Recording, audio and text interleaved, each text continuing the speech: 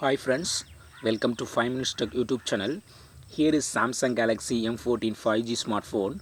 In this video, you will learn how to change notification sound in your phone Samsung Galaxy M14. First of all, go to the settings of your phone here, then go to sounds and vibration here, and then go to notification sound. Here you will find sim 1 and sim 2. For both sim 1 and sim 2 you can change notification sound. Click on sim 1 and here sounds are available. It is already set to space line, and if you select another one, that can be set. Okay,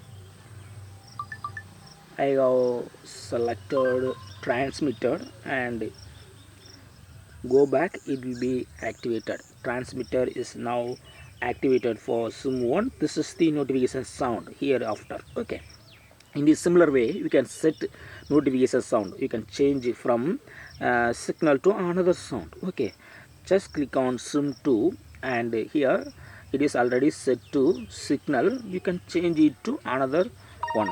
Here I select this one and go back, and yes, it is activated. So in this way you can easily change notification sound as per your desired from your phone itself. Okay, that's all friends. Thanks for watching. Bye.